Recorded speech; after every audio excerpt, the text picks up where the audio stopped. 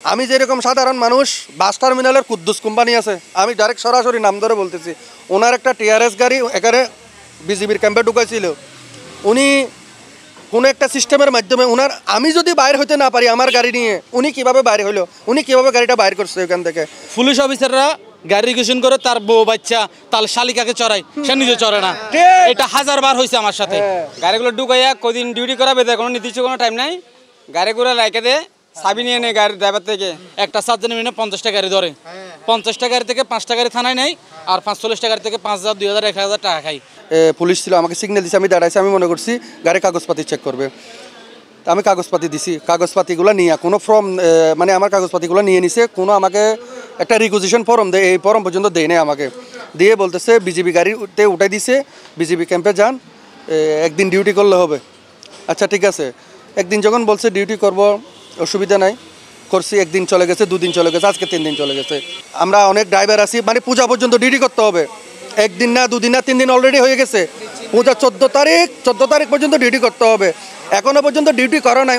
ওদের হেফাজতে মানে হাত করাটা দেয় নাই, এরকম অবস্থা।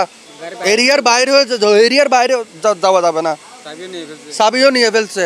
গাড়িগুলো ঢুকাইয়া কদিন ডিউটি করাবে, কোনো নির্দিষ্ট কোনো টাইম নাই। গাড়িগুলো লাইকে দে চাবি নিয়ে নেয় গাড়ির ড্রাইভার থেকে। ড্রাইভারের বাইরে হতে দেয় না, ঢুকতেও দেয় না। ওখানে বসে থাকতে হয়, খাওয়ার কোনো ঠিক নাই, টাকার কোনো ঠিক নাই, গোসল করার কোনো ইয়ে নাই, কোনো কিছু নাই। কদিন ডিউটি করবে এটার কোনো নির্দিষ্ট কোনো টাইম নাই। শুধু ওখানে ঢুকে বন্ধ করে রাখা গাড়িগুলা, লাগতেছে না। গাড়ি কোন টাইমে লাগবে এটার কোনো ডিউটি নাই। তেল দিয়ে 5 লিটার 10 লিটার। ধরেন ওদের বড় নির্দেশ থাকে, ধরেন আমরা মনে করি যে টিআই হচ্ছে অফিসার র্যাঙ্কের মানুষ, তারপর 7 জন অফিসার র্যাঙ্কের মানুষ। আমরা থানাতে যেটা ওসি মনে করি, ওদের কাছে টিআইটা ওসি র্যাঙ্কের মতো। তো সব কিছু ওদেরকে যদি টিআইরা বলে যে তোমরা 2টা গাড়ি ধরো, একটা 7 জনের মিনিমাম 50টা গাড়ি ধরে, 50টা গাড়ি থেকে 5টা গাড়ি থানায় নেয়, আর 45টা গাড়ি থেকে 5,000, 2,000, 1,000 টাকা খাই। এরকম অনেক টাকাই খাইছে আমাদের থেকে ম্যাক্সিমাম। আর তারপর বলে যে যদি যারা টাকা খাবে পুলিশ গাড়ি সাইড করো, বংশং করবে, এই আর কি। সব কিছু মিলে পুলিশের কাছে আমরা শান্তি না নির্যাতিত। বাস টার্মিনালের কুদ্দুস কোম্পানি আছে, ওনার একটা টিআরএস গাড়ি এখানে বিজিবির ক্যাম্পে ঢুকাইছিল। কোনো একটা সিস্টেমের মাধ্যমে ওনার, আমি যদি বাইর হইতে না পারি আমার গাড়ি নিয়ে, উনি কিভাবে বাইর হইলো, উনি কিভাবে গাড়িটা বাইর করছে ওখান থেকে। ওই যে টাকা খাইয়ে, টাকা না খাইলে কেমনে গাড়িগুলো বাইর হয় এখান থেকে। পুলিশের 7 জন রুবাই দেখাইছে, না খাইলে গাড়ি কেমনে বাইর হয়। পুলিশের ডিউটি করে আমি 1,000 টাকা দিন বেতন পাই না, বিনিময়ে আমাকে 3 দিন 4 দিন রেখে দেয়, ওইখানে থাকাও নাই, খাওয়াও নাই।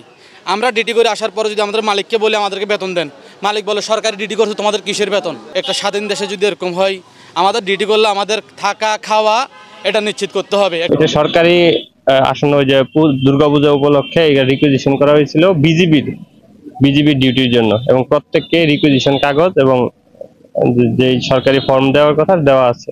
এখন অনেকে অভিযোগ করতেছে এই কাগজগুলো পাই না, এটা বিজিবির কাছে। ওরা হচ্ছে রিকুইজিশন কাগজটা বুঝাই দিবে, আর আমার জব্দকৃত কাগজ থাকবে ট্রাফিক অফিসে।